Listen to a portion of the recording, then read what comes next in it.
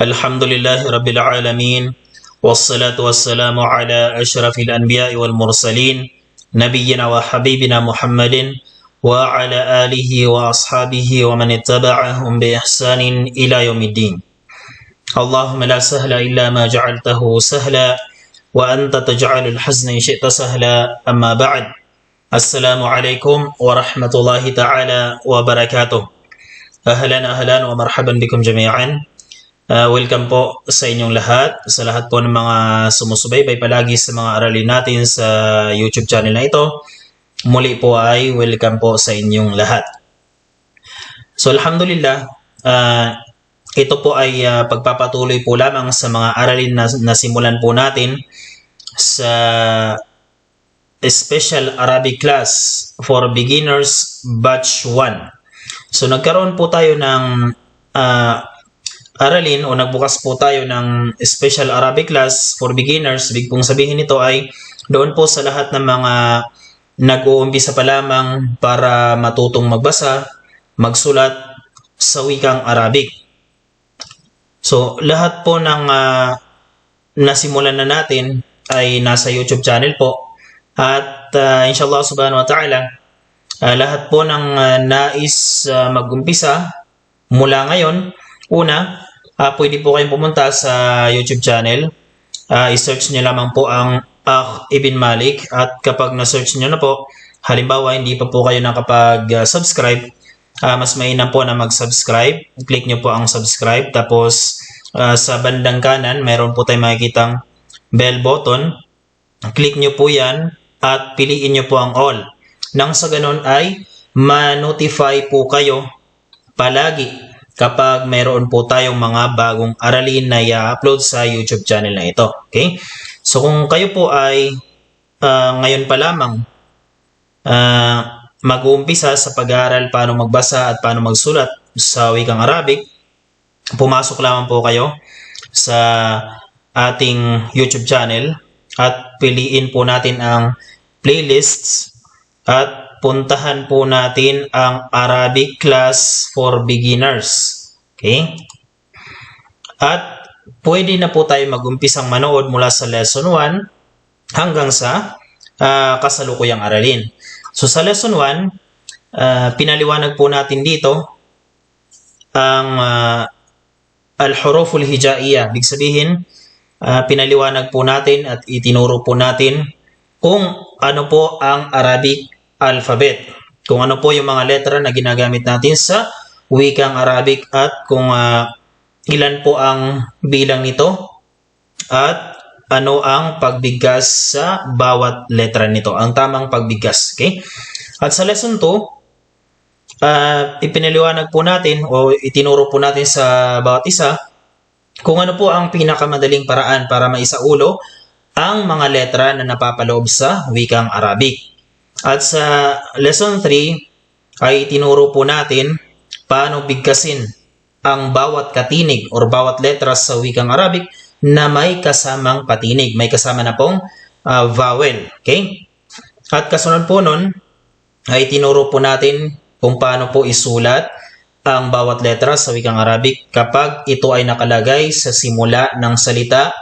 Ano ang kanyang anyo, hugis, kapag siya ay nakalagay sa simula ng salita at sa gitna at kung ano din ang kanyang anyo kapag siya ay nakalagay sa dulo. At pagkatapos po nun ay nagbigay po tayo ng pagsasanay. Okay? Nagkaroon po tayo ng pagsasanay na para magbigkas at magsulat sa wikang Arabic. At kasunod po noon sa lesson 7 ay piniliwanag po natin ang at-tanwin at asyadda. Ano ba ang ibig sabihin ng at-tanwin sa wikang Arabic? Ano ang ibig sabihin ng at-tashdid or asyadda? Pinaliwanag po natin yan sa lesson 7 at sa lesson 8 at ay pinaliwanag po natin ang mga patinig na pahaba or long vowels o tinatawag po nating huruful mad sa wikang Arabic. At kasunod po nun sa lesson 9, piniliwanag po natin dito ang lamu syamsiyya wal qamariyya at kasama na po dito ang hurufu syamsiyya wa huruful qamariyya. yung lam po na hindi natin nabibigkas kapag siya ay papasok sa isang salita at lam na nabibigkas po natin. At ano din po ang mga letra na napapaloob sa al-hurufu syamsiyya o tinatawag nating solar letters at ano din po ang mga letra na napapaloob sa huruful qamariyya o tinatawag po natin sa wikang Ingles na lunar letters. Lahat po yan ay tinuro po natin, alhamdulillah. At kasunod po noon ay nag-umpisa po tayo sa letrang ba. Okay? So ang wikang Arabic po, ito po ay nag-umpisa sa letrang alif at nagtatapos sa letrang ya. Okay? Ito po ay 28 letra. Binubuo po ito ng 28 letra pero ang kanyang original na bilang ay 29 na letra kasama po doon ang hamza. Okay? So sa pag-aaral po natin ay ang ginamit po nating kitab ay ang napapaloob lang po dito ay 28 letra. Nag-umpisa po ito sa hamza. Okay? Dito ay naipaliwanag natin na nag-umpisa po siya sa ba sapagkat ang kitab ay nag-umpisa sa letrang ba. Pero inshallah subhanahu wa ta'ala, umpisahan po natin ito sa letrang hamza. So ang ba, ang second letter ay mapapanood po natin yan sa lesson 10. Lesson 11 naman ay letrang ta or pangatlong letra sa wikang Arabic. At ang pangapat ay letrang tha. Mapapanood po natin sa lesson 12. Okay? So ang ituturo natin ngayon ang pinaka unang letra. At ito po ang letrang hamza. Okay? Kung 28 lamang ang gagamitin natin, ay nag-uumpisa po ang ang Arabic alphabet sa letrang alif. Pero kung 29, nag-uumpisa po ito sa hamza at ang alif ay makikita po natin bainal wawi wal ya, sa gitna po ng waw at ng ya. Okay? So inshallah subhanahu wa ta'ala, mag-uumpisa po tayo. Okay? Ang aralin po natin sa araw na ito ay tinatawag po na harfu al-hamza. Okay? Or letrang hamza. So, makikita po natin dito, ilalagyan po natin ng kulay dilaw ang mga letra or mga salita na babanggitin natin para mas maintindihan natin ang aralin inshallah subhanahu wa ta'ala. Okay? So, ang letrang hamza, ang katumbas po nito sa wikang Ingles ay letter A or A sa wikang Tagalog. So dito mayroon po tayong tinatawag na al-kalimatul jadida o big sabihin ay mga new words or mga bagong salita na makikita po natin ang letrang hamza. Okay? Ang una ay sa'ala, pangalawa su'alun, pangatlo ay bi'run. Okay? Uulitin ko po, kung ngayon pa lamang kayo mag-uumpisang mag-aral paano magbasa at magsulat sa wikang Arabic, kagaya po ng itinuro natin kanina, pumunta po muna kayo dun sa ating YouTube channel at pumunta po kayo sa playlist. Piliin niyo po ang Arabic Class for Beginners at mag-umpisa po muna kayo sa Lesson 1 bago po kayo dito. Okay? Bago po kayo mag-umpisa dito. Sapagkat ang aralin po na ito ay pagpapatuloy po ito para sa mga natapos na mga aralin na naumpisahan po nating ipaliwanag sa Arabic Special Class for Beginners Batch 1. Okay? So pagpapatuloy po ito sa mga aralin na nasimulan na po namin sa Batch 1. Okay? Awalan, kagaya po ng palagi natin na instruction na nakasaad po sa kitab na ito. Unang instruction, awalan, istami' wa raddid. Istami' wa raddid. Ibig sabihin ay pakinggan po munang mabuti ang binibigkas ng ating guro. Wa raddid. Pagkatapos niya pong bigkasin ay ulitin lamang natin. Okay? So mag-umpisa po tayo sa unang grupo at ang grupo po na ito ay group ng hamza. So meron po tayo ditong 5 numero. Mag-umpisa po tayo sa number 1. Ito po ang kanyang pangungusap.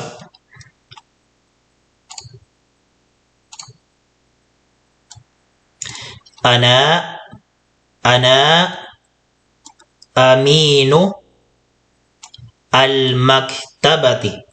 Kung didiretsuhin po natin, ana aminul maktabati.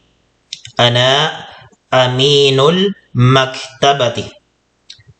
So, ang pinili po dito ng author ng kitab na ito ay ana. Ito po ang kanyang piniling salita. Sapagkat ito po ay halimbawa ng letrang hamza kapag siya po ay nakalagay sa simula ng isang salita. So, ganito po ang anyo ng letrang hamza kapag siya po ay nakalagay sa simula ng isang salita. So, ganyan po ang kanyang anyo. Okay? Pangalawa, dito po tayo sa pangalawang numero at pangalawang pangungusap. Okay, lalagyan lang po natin ng patinig.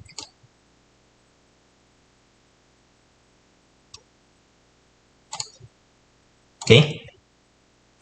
Pangalawa, una babasahin po muna natin ng word by word. Okay? Tig-isa-isang salita at pagkatapos po ay uulitin po natin, babasahin po natin ng buo ang isang pangungusap. Sa'ala at-talibu al-mudarrisa. Sa'ala at-talibu al-mudarrisa. Mapapansin po natin dito, wala po siyang mad, wala po siyang long vowel. Kaya, kung wala pong long vowel ang isang pangungusap, huwag po nating lagyan ng long vowel. At kung mayroon po siyang long vowel, kailangan lagyan din po natin ng long vowel. Sapagkat may mga estudyante na nag-uumpisa pa lamang matuto paano magbasa sa wikang Arabic, minsan, kahit walang long vowel ay nilalagyan po nila ng long vowel. So, huwag po nating sanayin ang ating mga sarili sa pagbabasa na hindi po natin ibibigay ang karapatan ng bawat letra. Kung ang karapatan niya kailangan meron siyang long vowel, ibigay po natin. Kung kung short vowel lamang siya, ay short vowel lamang ang pagbigkas natin. Kagaya po ng sa'ala, sin na may fatha, sa, hamza na may fatha, lam na may fatha, la, sa'ala. May ibang mga estudyante na ang kanilang pagbigkas dito ay sa, la. Okay? Mali po yun sapagkat short vowel lamang po ito. So, diretso po ang pagbigkas natin sa kanya. Okay? Sa'ala at-talibu. Mapapansin po natin may alif walam po dito. Pero hindi po natin binigkas. Doon po natin yan malalaman sa nauna nating lessons. Okay? Sa Lamu Syamsiyya wal Qamariyya. Hindi po natin binigkas ang lam dito sapagkat ang ta ay napapabilang sa lunar letters or sa ang ta ay napapabilang po sa solar letters or sa al-huruf ash-syamsiyya. Kung huruf syamsiyya, ang susunod po sa alif walam, ang lam po ay hindi po natin mabibigkas. Okay? Magiging silent po yan. At isa sa palatandaan ng huruf syamsiyya kapag susunod po sila sa alif walam, ang huruf syamsiyya po ay magkakaroon po ng at-tashdid. Okay? Tashdid. Ang tashdid po ay ganyan po siya isulat. At nangahulugan po yan na ang letra na nilagyan natin ng tashdid ay double letters. Kagaya po nito, ta. So, mayroon po siyang tashdid. So, doble na po ang ta dyan. Okay? Ang unang ta ay sukun at pangalawang ta kung ano po ang patinig na inilagay natin sa salita. So, dito po mayroon po siyang fatha. So, fatha din po ang ilalagay natin. Okay? So, ang pagbigkas sa kanya ay at-talibu. So, at-talibu. So, ang ta dito ay may harful mad.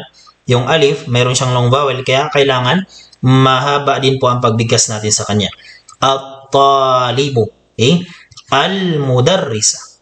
Al-mudarrisa. Kung didiretsuhin po natin, sa'ala talibul mudarrisa. Okay? At ang pinili po dito ng author ay sa'ala. Ang ating salita dito ay sa'ala.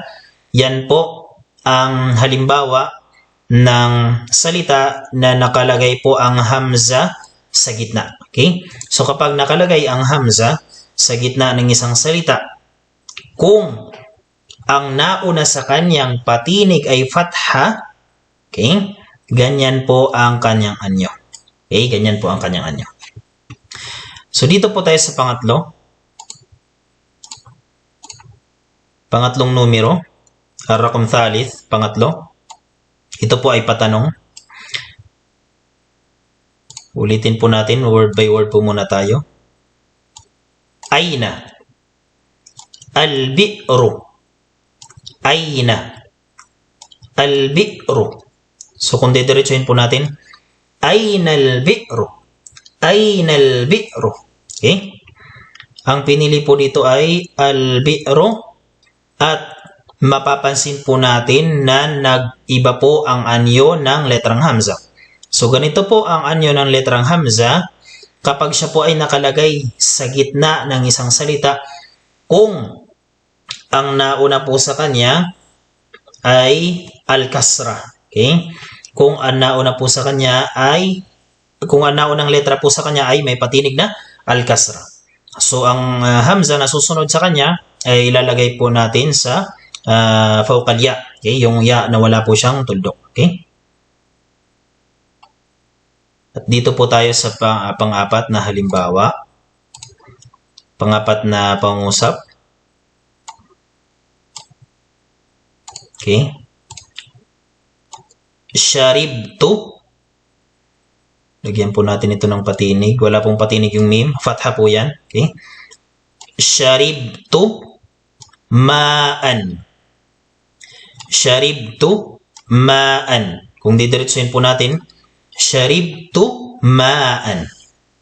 Ang pinili pong salita ay ma'an. At ito po ay halimbawa ng isang salita na nakalagay po ang hamza sa kanyang dulo.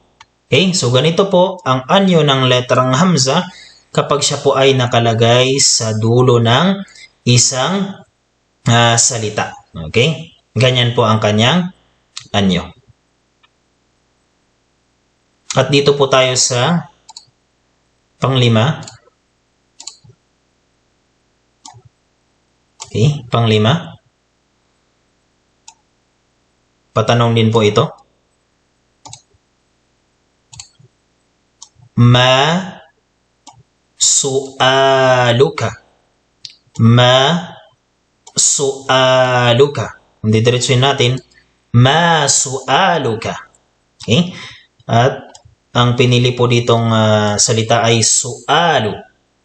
At mapapansin po natin, nag-iba na naman po ang anyo ng letrang hamza.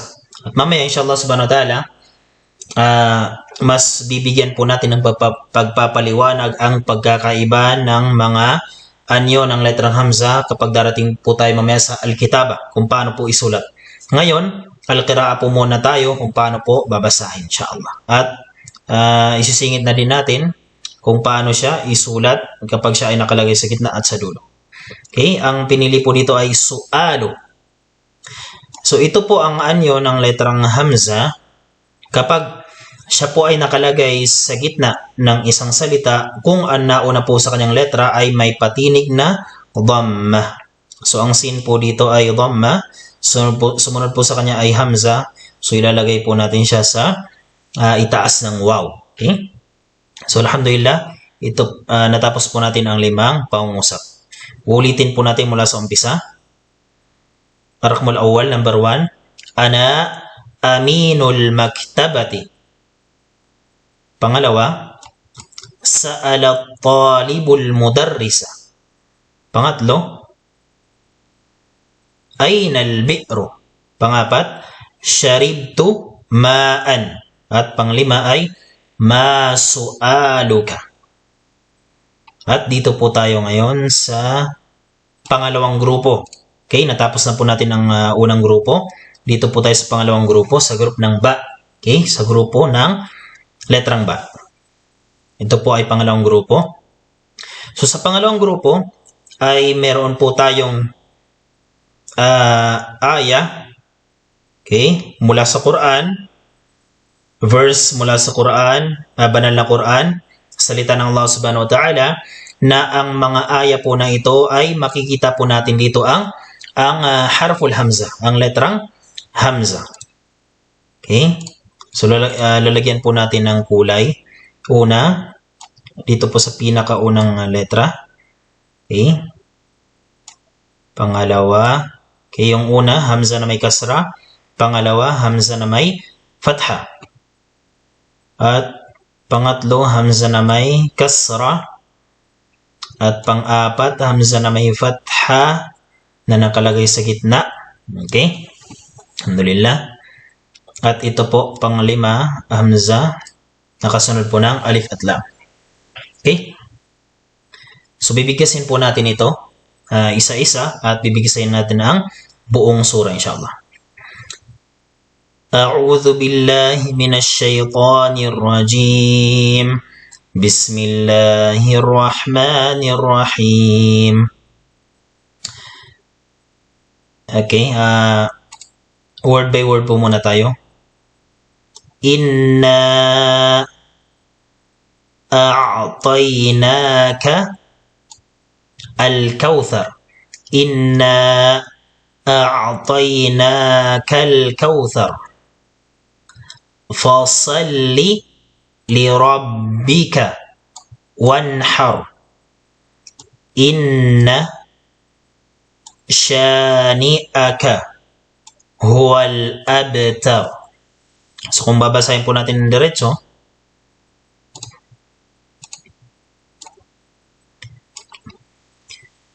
Inna a'tainaka al-kawthar fasalli lirabbika wanhar.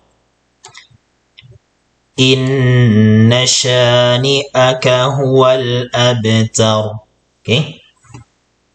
At pangalawa, dito po tayo sa, yung una po kanina, Suratul Kawthar.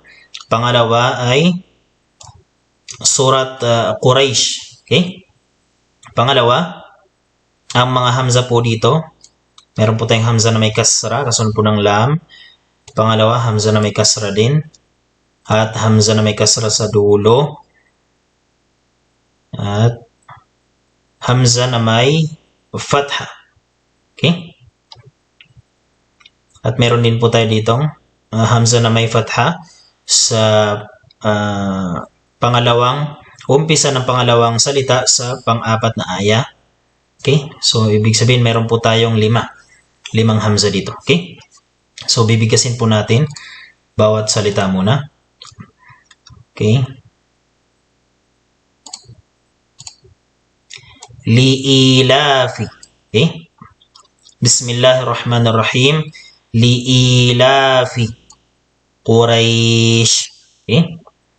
At kapag nasa dulo po, okay, kapag nasa dulo na po tayo ng bawat aya, ay hindi na po natin bibigkasin ang mga patinig na nakalagay po sa dulo. Okay? Maliban na lang kung idudugtong po natin ang unang verse sa kasunod niya. Okay? Pero pag hihinto po tayo sa bawat aya, okay, ay hindi na po natin kailangang bigkasin ang mga patinig or mga harakat, mga vowel na nakalagay po sa kanilang mga dulo. Okay? Kagaya po nito, li'ilafi Quraysh. Okay? Ilafihim rihlatash shita'i. Okay? Ilafihim rihlatash shita'i was-sayf. Okay? Dito po ay was-sayfi. Pero kapag puputulin po natin o kapag hihinto po tayo dyan, ay was-sayf lang po ang ating pagbigkas. Okay? Ulitin po natin.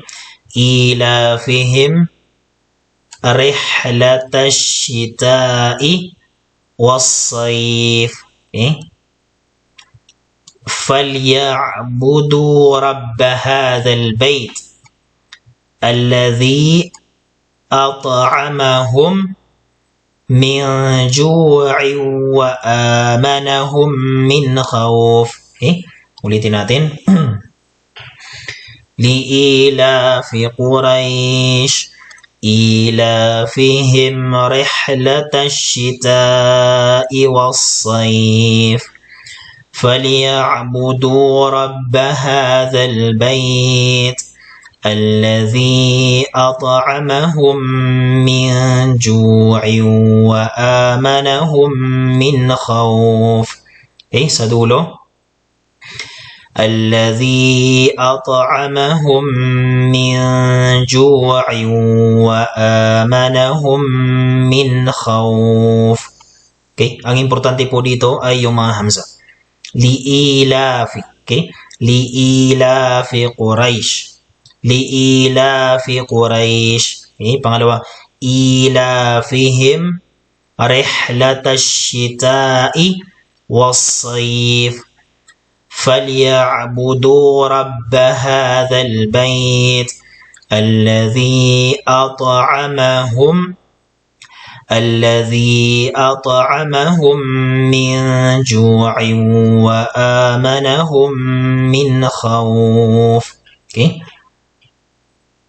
So alhamdulillah, at ulit-ulitin lang po natin ang pagbigkas sa mga aya na ito, inshallah subhanahu wa ta'ala, at mabibigkas din po natin ng maayos ang bawat letra po dito, lalong-lalo na po yung mga hamza na nakalagay po sa mga aya na ito.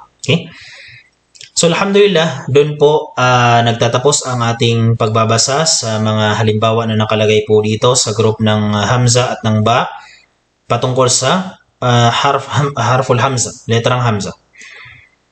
Thaniyan, ito ay pangalawang yugto na po ng aralin natin sa araw na ito patungkol sa harful hamza, sa letra ng hamza. At ito po ay al-kitaba. Ibig sabihin, tuturuan po tayo dito kung paano naman po tayo magsulat. Kanina ay kung paano po tayo magbasa, ngayon ay kung paano po tayo magsulat. Mapansin po natin, meron po tayo ditong 6. May 6 po tayo na may 6 na grupo o 6 na linya. Ang unang linya, ito po ang original na anyo ng letrang hamza. Ito po ang original na anyo ng letrang hamza. Yan po siya. Hamza. Pangalawang linya, at ang pagsulat po niyan, parang letrang alif lang po, at lalagyan lang po natin ng, ganyan sa itaas. At pangalawa, ito po ang kanyang original na anyo ng letrang hamza. Pangalawang linya, ganyan po ang anyo ng letrang hamza kapag siya po ay nakarugtong sa naunang letra sa kanya. Kapag siya po ay nakarugtong o siya po ay nakalagay sa gitna ng isang salita. Ganyan po ang anyo ng letrang hamza kapag siya ay nakalagay sa gitna ng isang salita.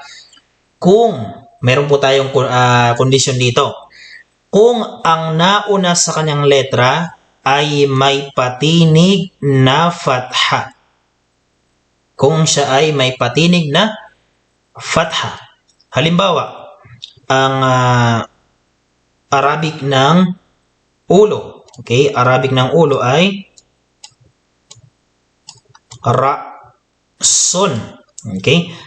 Ra-sun. Yan po ang Arabic ng ulo. Mapansin po natin, ang hamza po dito, ang hamza po ay kagaya po nito ang kanyang anyo, sapagkat ang nauna po, ang hamza ay nasa itaas ng alif, sapagkat ang nauna po sa kanyang letra ay mayroong fatha. So hindi lang po ganito ang kanyang anyo, sapagkat ang ra ay hindi po pwedeng dugtungan. So kapag hindi po pwedeng dugtungan, ang nauna sa kanya ay ibabalik po natin siya sa kanyang original na anyo. Ganito lang po ang kanyang anyo, ganyan. Kung siya po ay nakalagay sa gitna ng isang salita, nakalagay siya sa pangalawang letra o sa gitna ng isang salita, kung ang nauna sa kanya ay may patinig na fatha at kung ang nauna sa kanya ay pwedeng dugtungan. Sapagkat meron po tayong mga letra na hindi po sila pwedeng dugtungan. Pwede lang po sila dumugtong pero hindi po sila pwedeng dugtungan. Mayroon po tayong 6 na letra. Yun po ang alif, dal, zal, ra, zay, at letrang waw. 6 na letra, pwede po silang dumugtong, pero hindi po sila pwedeng dugtungan. Kagaya po nito, hindi po pwedeng dumugtong sa kanya yung hamza sa naunang letra sapagkat yung ra ay napapabilang po sa 6 na ito. Okay? Pangatlo naman, ito po ang anyo ng letrang hamza kapag siya po ay nakalagay sa gitna ng isang salita. Kung ang nauna po sa kanya ay may patinig na kasra. Okay? Ganito po ang anyo ng letrang hamza kapag siya po ay nakalagay sa gitna ng isang salita kung ang nauna po sa kanyang letra ay may patinig na kasra. Halimbawa, okay, kagaya po ng binigkas natin ganyan sa itaas. Okay. Pasensya na po kayo sa aking writing sapagkat mahirap po magsulat gamit ang mouse. Okay? Bi'ron. Mapapansin po natin, bi'ron. Ang hamza po ay ganito po ang kanyang anyo sapagkat ang nauna po sa kanya ay mayroon pong kasra. Okay? So, kung susulat po natin dito yung bi'ron. Okay? Lagyan lang po natin dito ng ba. Okay? Lagyan po natin ng ba.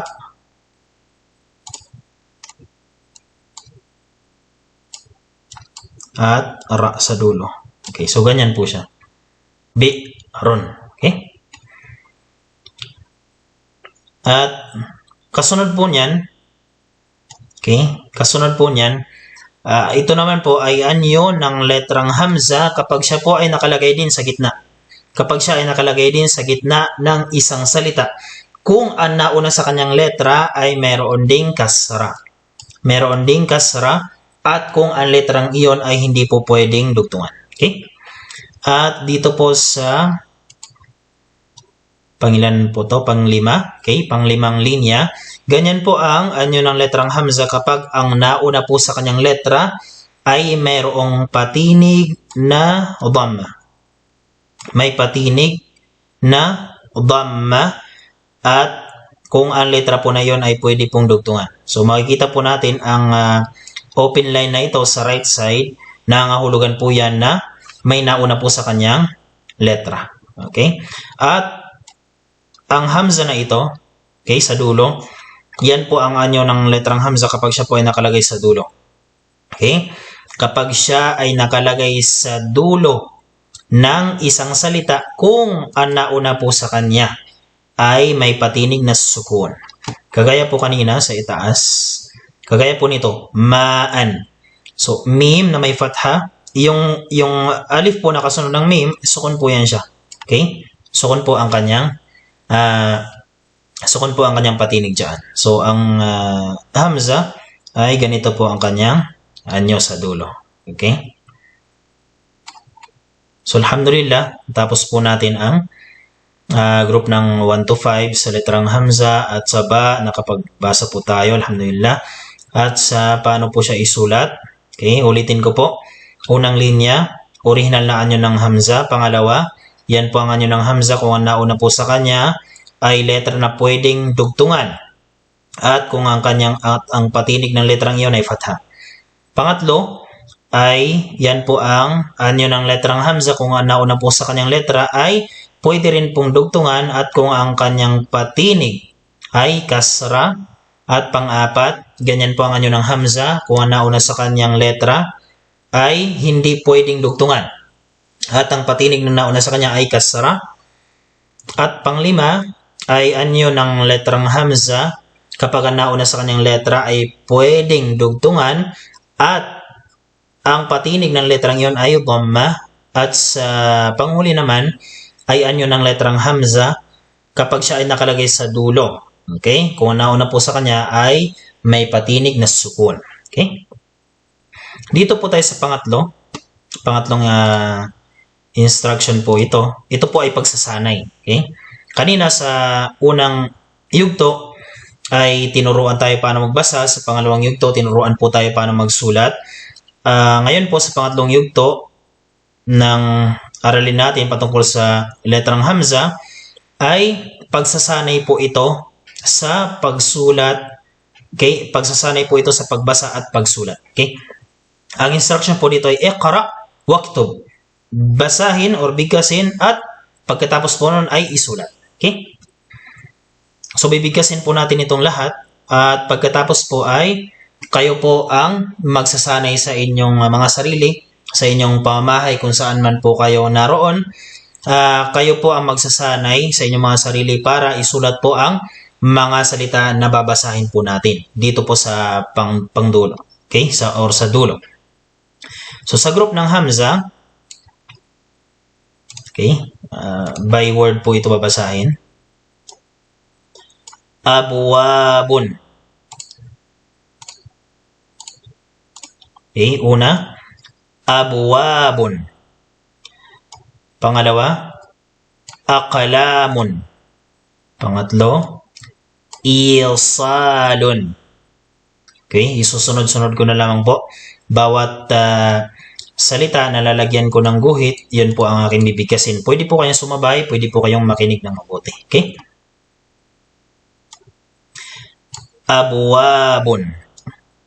Aqlamun, isalun, is'afun, udhunun, sa'ala, za'ara, qara'a, bada'a, ja'a, lu'un, sa'ima, la'imun, daw'un, as'ilatun, su'alun. Okay, alhamdulillah. Dito po tayo sa group ng ba. Kanina po ay tig-isang salita. Okay, sa group ng alif, sa group ng hamza, afwan, tig-isang salita po kanina. Ngayon po sa group ng hamza ay ito po ay pangungusap na. Okay, meron po tayo ditong tigdadalawang salita at meron din pong tatlo. Okay, dalawang salita o higit pa. Okay? Za'ara asadun. Akala aminun. Qara'a as'adu. Ana aqra'u darsi. Anti ta'khudhina risalataki. Anta tabda'u amalaka. Bada'a Ahmadu qabla usbu'in. Ba'a Ahmadu aqlama hibrin. Ba'a Ahmadu aqlama hibrin. Zara Aymanu aswaqa najdin. Zara Aymanu aswaqa najdin.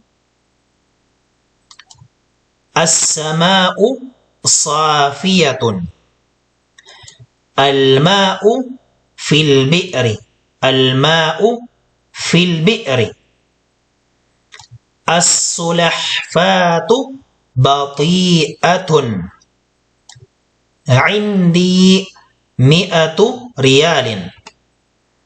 Bilalun muadzinur rasuli sallallahu alaihi wasallam. Alhamdulillah, dyan po nagtatapos ang aralin po natin patungkol sa Hamza. So, i-review nyo na lamang po. Okay, i-review nyo po ang napag-aralan natin sa araw na ito. Okay, ito pwede po ninyong i-screenshot itong panghuli at isulat nyo po inshallah subhanahu wa ta'ala at i-compare nyo po kung ano ang mali or ano ang tama, kung naisulat nyo ba ng maayos or hindi. Okay, i-review na lamang po at kayo po ang mag-correct. Okay, kayo po ang mag-correct, itama nyo po inshallah subhanahu wa ta'ala base po sa nakikita nyo sa kitab. Okay, so ito po ang unang aralin sa pagpapatuloy po natin sa mga aralin na napag-iwanan po natin. Okay, na nasimulan na po natin sa Special Arabic Class for Beginners Batch 1. Inshallah subhanahu wa ta'ala, linggo-linggo po ay mag-upload po tayo ng mga panibagong aralin sa tuwing araw ng Lunes at Martes. Okay, subaybayan nyo lamang po ang mga panibagong aralin para sa mga beginners tuwing araw ng Lunes at Martes, inshallah subhanahu wa ta'ala. So hanggang dito na lamang po at naway tawfiqan po tayo, bigyan po tayo ng Allah subhanahu wa ta'ala ng tawfiq wal hidayah, baka